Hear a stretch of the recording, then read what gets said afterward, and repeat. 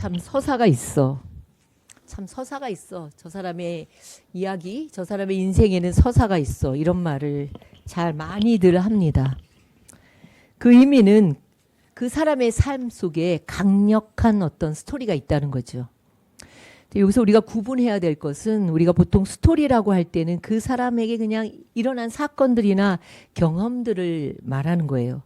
그냥 어디서 태어났고 그 사람이 어떤 일을 했고 어떤 일을 겪었고 그런 사실들을 스토리라고 얘기한다면 이제 오늘의 제목인 내 인생의 서사라고 할 때 이 서사는 내러티브라고 합니다. 내러티브는 그 스토리 속에 그 사람이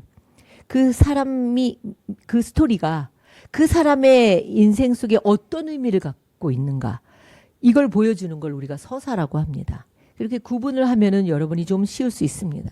그래서 이제 세밭이라는 프로그램이 아주 많이 봤죠. 우리가 세밭이 세상을 바꾸는 10분의 시간 세밭이라는 그런 프로그램이 있습니다. 그 프로를 보면 그들이 나와서 하는 모든 이야기가 사실은 서사예요. 서사. 그러니까 그들이 겪었던 수많은 일들 그것이 자신들에게 어떤 의미가 되었는지를 해석하고 그다음에 과거에 거의 다 아프고 힘들고 어려운 스토리들이 지금의 자신을 만들었다는 그런 이야기. 그걸 서사라고 합니다. 그래서 사실 세바시는 서사라고 할 수 있습니다. 그러나 이 세바시도 좋은 서사이긴 해요. 좋은 이야기이긴 하지만 그거의 모든 주인공은 자기예요. 자기가 이렇게 했고 자기가 이런 어려움을 겪어서 지금의 자신이 되었다. 이 자기가 주인공입니다. 근데 우리가 성경의 스토리 조금 더 이제 제가 구분해서 말하면 성경에서의 이 서사는요. 하나님이 주인공인 거예요. 그래서 성경은요. 스토리가 아니에요. 스토리 성경이라고 하죠. 스토리가 아닙니다. 하나님과 함께한 서사예요. 하나님이 함께 하시면요. 슬픈 이야기도 정말 저 사람은 정말 절망적이야. 도무지 희망이 없어라는 인생의 이야기도 가치 있고 의미 있는 그런 서사가 됩니다. 다윗의 인생을 한번 볼까요? 다윗은요 정말 인생이 너무나 힘들었어요. 그 왕이 저 장인인데 왕을 피해서 도망자로 살았고 10여 년을 도망자로 살았죠.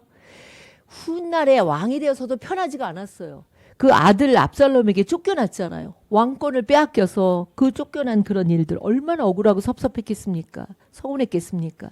또 밧세바와의 그 간음죄를 지은 일들은 너무나 부끄러운 이야기예요. 자신의 인생에서 지우고 싶은 이야기죠. 근데 그게 스토리로 끝나면 그거는 성경 이야기가 아니죠. 그런 사건 속에서 하나님이 다윗을 어떻게 일으키시고 어떻게 다윗을 만들어 가셨는가. 이것이 바로 서사예요. 내러티브라는 것입니다. 하나님은요 아무리 수치스러운 일들이라 할지라도 그 일을요 버리지 않으세요. 그 일들을 재료로 가지고 새로운 이야기로 만드신다는 거예요. 또 성경을 볼까요? 요셉을 한번 보겠습니다. 요셉에게 있어서 형들에 대한 이야기는요 아주 끔찍한 기억들입니다. 요셉을 죽이려고 구덩이에 던져놓은 형들에 대한 기억을 어떻게 잊을 수가 있겠습니까? 그런데 하나님 그 끔찍한 이야기들을 그 이야기로 끝나게 하지 않으셨어요. 요셉으로 하여금 생명을 구원하시는 하나님의 큰 구원의 서사로 만드셨다는 거죠. 사랑하는 우리 시민의교회 성도 여러분, 여러분 중에 살면서 사람들에게 상처를 받을 수도 있어요. 가족에게 버림을 받을 수도 있습니다. 또 때로는 배신을 당할 수도 있습니다. 살아가면서 아픔과 고통의 시간들이 훨씬 더 많아요. 좋은 시간보다 아픔과 고통의 시간들이 훨씬 더 많습니다. 그것만 생각하면 억울해서 못 살아요. 그러나 우리가 하나님 안에 있으면 그 시간들이 절대로 버려진 시간이 아니에요. 그 시간들을 통해서 하나님이 나를 다듬고 있는 시간인 거죠. 나를 다듬고 만드는 시간이라는 거예요. 그런 시간들이 없었으면 참 좋았을 걸 이런 말들을 합니다. 그러나 아닙니다. 하나님은요 그 시간이 나에게 필요한 거예요. 그 사건들이 나에게 필요한 거예요. 그 사건들이 있었기 때문에 내가 주님 안에서 좀 더 성숙하고 성장하고 내 인생을 의미 있는 인생으로 만드신다는 거죠. 제가 요즘 약간 빠져있는 오늘 음악에 대한 이야기 요즘 약간 빠져있는 게 뭐냐면 피아노 그 협주곡에 좀 빠져있어요. 이민찬에게 완전히 이민찬이 정말 이민찬 그리고 이제 이런 그 피아노 곡 특별히 라흐마니노프의 그 마지막 그 피아노 협주곡 3번 그 곡을 비교하면서도 듣고 그러면서 요즘 여름철을 좀 그렇게 보냅니다. 근데 그 호로비츠라는 아주 천재적인 피아니스트가 있습니다. 이 사람은 러시아 태생이에요. 그런데 어릴 때 미국으로 귀화를 했습니다. 그리고 수많은 시간이 흘렀어요. 1986년 아직도 냉전 시절에 61년 만에 이 호로비츠는 고국 러시아에 발을 내딛습니다. 그리고 역사적인 리사이트를 열어요. 그리고 슈만의 곡, 쇼팽의 곡, 스카리라티라는 사람의 곡, 이런 곡들을 막 연주합니다. 관객들이 눈물을 흘리면서 감상을 합니다. 그 호로비츠가 단순히 자신의 손가락으로 완벽한 연주를 한 게 아니라 그 호로비츠의 인생을 연주한 거라는 그런 평가를 받습니다. 그 반 클라이번 국제 피아노 콩쿠르에서 만 18살이죠. 3개월이 그러니까 참 이것도 하나님의 참 역사죠. 그 코로나 때문에 이 콩쿠르이 좀 지연됐습니다. 그래서 원래대로 열렸으면 이민찬이 출연을 못해요. 출전을 못하는데 그 코로나 때문에 3개월이 이제 1년이 연장되면서 이민찬이 그 만 18세에서 3개월이 지난 거죠. 그래서 이 반 클라이번 국제 피아노 콩쿠르에서 우승을 합니다. 이름 모를 18살의 소년이 우승을 합니다. 그런데 이민찬이 바로 라흐마니노프 피아노 협주곡 3번 연주를 하는데 이 호로비츠가 친 그 이 라흐마니노프 피아노 협주곡 3번을요 1000번 이상 들었대요. 또 어떤 인터뷰에서는 수천 번을 들었다. 1000번 이상 들었다는 거죠. 왜 그렇게 들었을까요? 그 피아노의 기교가 아닌 거예요. 그 호로비츠가 치는 그 피아노 연주곡에서 그 사람의 인생을 이해하기 위해서 들었다는 거죠. 어린 사람인데 너무나 어른 같은 얘기를 하고 있습니다. 여러분 성경도 마찬가지예요. 우리가 성경의 이야기를 단순히 많이 읽어야지. 내가 올해 1독해야지. 3독해야지. 어떤 사람 70몇 독한 사람이 있더라고요. 성경 이야기를 단순히 읽는 거에 목적이 있는 게 아닙니다. 그 이야기 속에서 하나님이 써내려가시는 그 인생들을 향하신 9월의 서사를 읽을 수 있어야 진짜 성경을 읽는 겁니다. 위대한 음악가가 음표를 넘어서 음악의 그 영혼을 전달하듯이 그리스도인은 하나님의 자녀는 하나님께서 내 인생에 만나게 하신 그 일들, 그 사건, 그 사람들 속에 담겨 있는 그 의미를 알아야 되는 것이죠. 이야기가 나온 김에 베토벤의 이야기를 하겠습니다. 베토벤은 청력을 잃었잖아요. 청력이 가장 이제 바로 청력을 상실하기 바로 전에 만들었던 작품이 뭐냐면 피아노 협주곡 5번 황제예요. 황제라는 이름은 나중에 사람들이 지은 것이지 이름이 황제가 아니었어요. 피아노 협주곡 5번 이 황제라는 곡은 이미 청력이 상당히 나빠진 다음에 작곡을 한 겁니다. 이 작품이 피아노 협주곡으로는 마지막 작품입니다. 청력이 너무 나빠져서 다시는 이렇게 협연자로 활동을 할 수가 없었습니다. 그런데 오히려 그의 걸작은 언제 있었냐면 그가 완전히 청각을 상실한 상태에서 탄생한 작품들이 오히려 걸작품이 많았습니다. 그중에 여러분과 제가 잘 아는 교향곡 9번 합창이라는 곡이 있습니다. 이건 거의 청력을 다 잃어버린 상태에서 머릿속으로만 그 모든 소리를 머릿속으로 그리면서 완성한 작품입니다. 연주가 끝난 뒤에 청중의 우레와 같은 박수를 쳤지만 그 소리를 듣지 못하고 악보만 바라보고 있으니까 한 연주자가 그의 어깨를 돌려 세워줘서 그제야 기립박수와 환호를 보게 된 것이죠. 베토벤의 인생이 그러면 귀를 잃은 작곡가로 그 스토리가 끝납니까? 그렇지 않습니다. 그가 청각을 잃었지만 그 삶 속에 가장 위대한 작품들을 남긴 것이에요. 역사는 그래서 그가 남긴 음악들을 기억하는 것이지 그의 인생에 그래서 그가 청각이 잃어서 그렇게 귀머리가 됐대 이거를 기억하지 않아요. 그가 남긴 음악들을 그 처절하고 고통 속에서도 그가 남긴 그 음악들을 기억하는 것이죠. 그게 바로 이야기가 서사가 되는 순간이에요. 그 스토리가 내러티브가 되는 순간이라는 거예요. 저와 여러분의 인생을 한번 돌아보십시오. 아픔이 있습니다. 억울한 일도 많습니다. 눈물로 밤을 지새운 날들도 얼마나 많았을지 참 여러분 스스로 또 저도 이렇게 생각하면 참으로 눈물로 밤을 지새운 일도 참 많았을 것입니다. 그런데 그 뼈아픈 인생 이야기가 그 스토리가 하나님 안에 있으면 의미 있는 스토리, 서사가 된다는 거예요. 왜 우리가 성경을 보면서 성경의 인물들을 보면서 은혜를 받습니까? 그들이 다른 사람들이 아닙니다. 바로 우리 인생의 이야기입니다. 그리고 우리 인간에게 주시는 메시지이기 때문에 우리가 은혜를 받는 겁니다. 그래서 성경 이야기가 다른 책과 다른 거예요. 그래서 여러분 예수님 믿는 게 얼마나 귀한지 알 수 없습니다. 하나님은요, 우리의 실패도, 우리의 아픔도, 우리의 상처도, 우리의 실수도 은혜 이야기로 엮어가시는 거예요. 의미 있는 이야기로 엮어서 만드시는 위대하신 하나님을 우리가 성경을 통해서 발견하게 되는 거예요. 하나님은요, 우리의 약함이나 우리의 허물이나 이런 것들을 하나님이 빚으시는 좋은 재료가 되게 하신다는 거죠.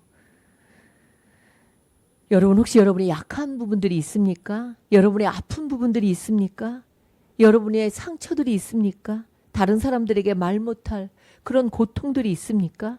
하나님께 가져가세요. 하나님께 기도로 아뢰세요. 그러면 하나님은 그 부분들을 우리의 생각이 아닌 선하신 하나님의 생각 속에서 빚어가신다는 거죠. 바울을 보세요. 바울이 얼마나 예수 믿는 사람들을 핍박했습니까? 스스로가 이렇게 얘기를 해요. 나는 비방자고 박해자고 폭행자였다. 그걸 여러 번 이야기합니다. 나는 사도 중에 가장 작은 자다. 왜냐하면 난 하나님의 교회를 박해했기 때문이다. 이렇게 고백을 합니다. 세상이라면 바울을 이렇게 규정했을 거예요. 아유, 저 사람은 교회를 핍박한 사람이야. 저 사람 예수 믿는 사람들을 죽인 일에 가담했던 사람이야. 저런 사람이 어떻게 복음을 전해? 그렇게 정죄했을 것입니다. 그런데 하나님은 바울을 그렇게 부끄러운 과거의 사람으로 남겨두지 않으시고 그 과거를 통해서 하나님의 은혜를 드러내는 일꾼으로 사용하셨다는 거죠. 세상은요, 사람을 뭐로 평가해요? 과거로 평가해요. 사탄은 우리를 자꾸 과거의 일들을 들춰내고 그걸 생각하게 하고 정죄하고 섭섭해하고 판단하게 합니다. 저 사람 예전에 나한테 그랬잖아. 원래 저 사람 그런 사람이야. 사기꾼이야. 우리를 과거에서 떼어낼 수 없는 이름표처럼 그렇게 꼬리표처럼 붙여놓는 게 세상입니다. 그리고 사단이 그렇게 합니다. 그러나 하나님은 그렇지 않습니다. 하나님은 우리의 과거를 없애버리는, 딜리트시키는, 삭제시키는 분이 아니에요. 그 과거는 과거대로 있어요. 그러나 그 과거를 하나님의 생명의 이야기로 바꾸신다는 거죠. 그래서 우리 성도들의 인생은 과거에 묶여 사는 삶이 아니라 하나님과 함께 써내려가는 서사입니다. 서사. 옛날에 미국의 개척시대 때는 양도둑이 그렇게 많았대요. 그래서 그 사회의 문제거리가 됐대요. 그래서 이제 정부에서 어떤 법을 만들었냐면 붙잡힌 양도둑에게는 이마에다가 sheep thief, 양도둑 그랬고 sheep, S와 thief, 도둑의 T를 해서 ST라는 글자를 여기에 도장처럼 이렇게 낙인하기로 그렇게 결정을 했습니다. 그래서 정말 그 S와 T자를 쇠붙이를 불에 달궈서 사람의 이마에다가 찍어버렸다는 거예요. 그 고통이 얼마나 어마어마했겠습니까? 그러나 그거보다 더 큰 고통은 뭐예요? 낙인된 거죠. 이마에 이 사람이 낙인이 찍혀서 평생을 살아간다는 게 너무나 고통스러웠던 것이죠. 어느 날 두 사람의 양도둑이 함께 붙잡혔어요. 그래서 그 법에 따라서 두 사람의 이마에 S, sheep, thief이라는 S, T 이런 그 대문자로 이렇게 낙인을 찍었습니다. 근데 그 두 사람 중에 한 사람은 그 낙인 찍힌 그 한 사람은 인생을 포기하고 사는 거예요. 그래, 난 도둑이야. 그러니까 저 사람들이 나를 다 볼 때 그 나를 도둑으로 볼 수밖에 없어. 이렇게 폐인이 되었고 얼마 지나지 않아서 비참하게 어떻게 했어요? 죽고 말았습니다. 그러나 그 다른 한 사람은 어떤 마음을 가졌냐면 내가 비록 양도둑이었지만 내가 이것을 용서받겠다는 심정으로 마을에 어떤 굳은 일이 있으면 다 나와서 도맡아 했습니다. 그리고 어려운 처지에 있는 사람들을 도우면서 성실하게 살았습니다. 그리고 많은 세월이 지났습니다. 그 마을의 사람들은 그 사람을 존경하게 되었고, 노인이 세월이 흘러서 이 사람이 이제 노인이 된 후에는 그 낙인법이 폐지가 돼 버린 거예요. 낙인법이 폐지가 되고 상당히 오랜 시간이 지나서 이 사람들은 그 사람의 머리에 이마에 찍힌 ST라는 글자의 의미를 잊게 된 거예요. 마을에 자라나는 어린 아이들은 이 친절한 할아버지가 너무 좋은 거예요. 이 할아버지 어느 날 할아버지에게 물어봐요. 할아버지 이마에 찍힌 그 ST라는 글자가 무엇이에요? 물어본 거죠. 그리고 너무 궁금했습니다. 그러니까 이 할아버지는 웃기만 하셨어요. 그런데 이 아이들이 머리를 맞대고 저 할아버지의 이마에 있는 ST라는 의미는 무엇일까? 서로 이야기를 하고 결론을 내렸습니다. 아, 그 ST라는 말은 세인트의 약자인 거야. 할아버지께서는 워낙 훌륭하셔서 아마 정부에서 그 이마에 세인트라는 성인이라는 글자를 이마에 새기신 거야. 이렇게 말했다는 거예요. 사랑하는 성도 여러분, 우리가 오늘 함께 읽은 에스겔서 33장 10절에서 20절의 말씀은 지난주에 우리가 에스겔서에 묵상한 말씀입니다. 우리의 과거가 현재와 미래를 결정하지 않는다는 거예요. 하나님이 악인이 죽는 걸 기뻐하지 않으신대요. 악인이 그 악한 길에서 돌이켜 떠나 사는 거를 기뻐하신다는 거예요. 하나님은 한 사람의 인생을 과거의 한 그 장면으로, 한 잘못으로 평가하지 않으신다는 거예요. 오늘 내가 하나님 앞에서 어떻게 살아가고 있는지, 그것이 중요하다는 거예요. 만약에 의인이 과거에 의로웠지만 현재 불의하고 부정직하게 산다면 과거의 의인은 기억되지 않는다는 거예요. 그러나 악인이 과거에 악했지만 지금은 돌이켜서 그가 의롭게 살아간다면 그는 반드시 살 것이라고 에스겔서 33장에서 말씀하고 있습니다. 중요한 건 과거가 아니고 현재이고 옛생활이 아니고 오늘입니다. 그런데 우리의 문제는 뭐냐면 이 과거에서 못 벗어나는 거예요. 베드로가 그랬습니다. 예수님께서 십자가에 달려 돌아가시자 베드로는 다시 에라 모르겠다. 나는 다시 물고기를 잡으러 갈 것이다. 라고 갈릴리로 돌아가서 다시 옛생활로 돌아가는 거예요. 옛 업으로 돌아갑니다. 이전의 삶의 방식, 익숙했던 과거로 돌아가는 거예요. 그런데 예수님은 그 갈릴리 바다로 다시 찾아오십니다. 그리고 이 베드로에게 이제 다시 하나님의 사람들을, 다른 양들을, 사람들을 살리는 목자로 세우시는 거예요. 우리는 끊임없이 과거로 돌아가고 또 과거를 다시 생각하고 익숙한 과거로 돌아갑니다. 실패한 이야기를 자꾸만 되풀이해서 한다는 거예요. 그런데 하나님은 그렇지 않아요. 하나님이 함께 하시면 이제는 더 이상 과거 아니라 그 과거의 그 실패한 이야기도 재료로 삼으셔서 하나님께서 아름다운 이야기로 만드신다는 거예요. 그렇다면 우리가 끊어야 할 그런 과거의 패턴은 무엇입니까? 이런 것이 있어요. 여러분,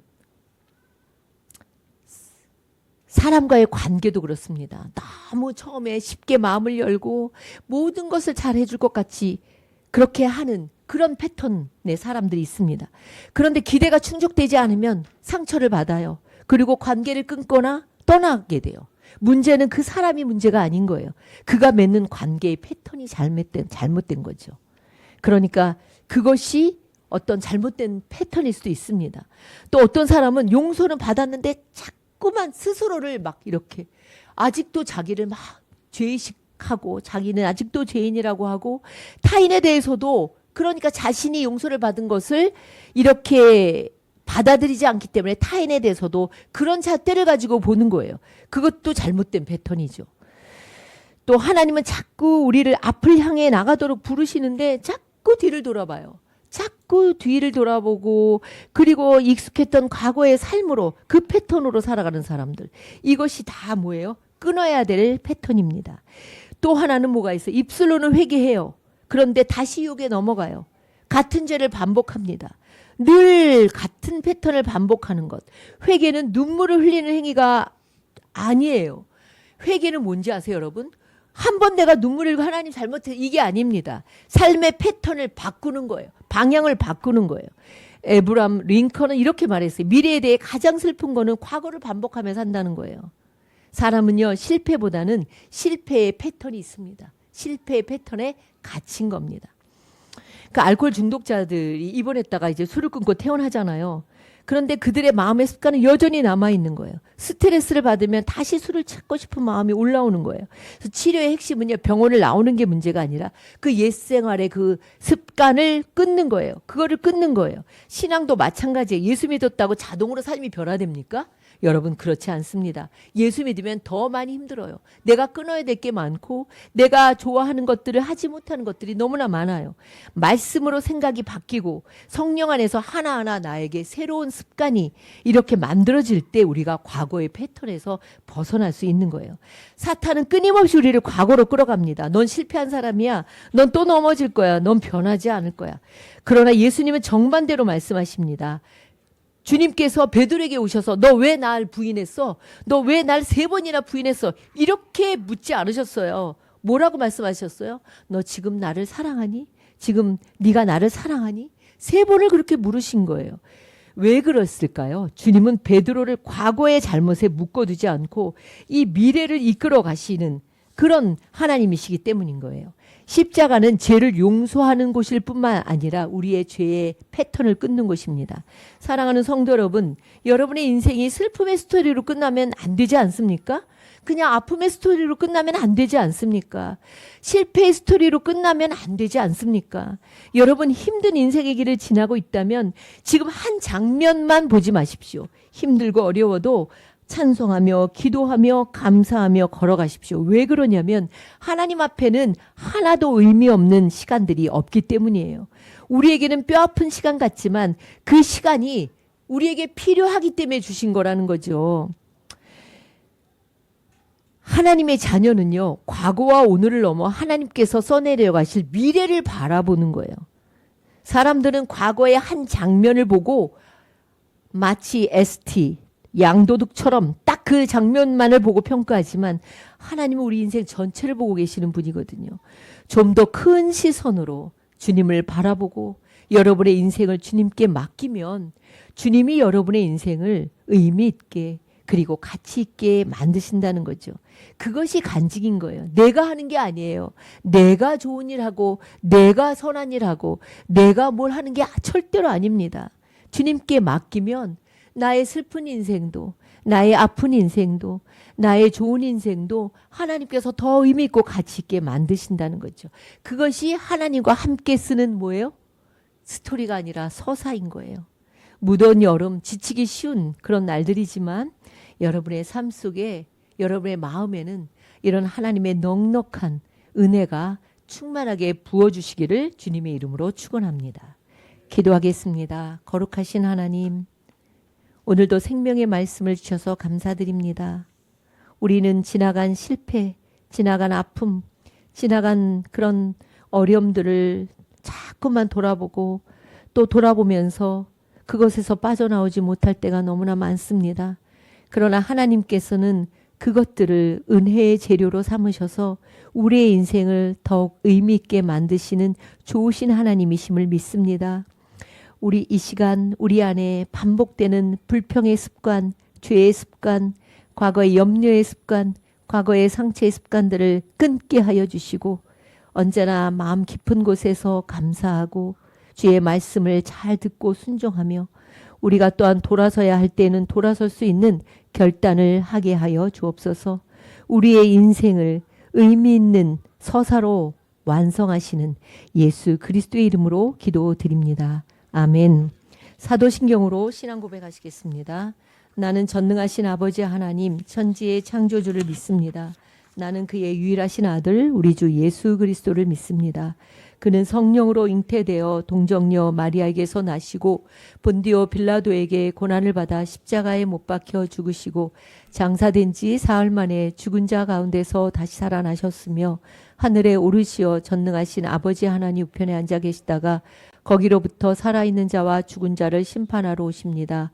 나는 성령을 믿으며 거룩한 공교회와 성도의 교제와 죄를 용서받는 것과 몸의 부활과 영생을 믿습니다. 아멘.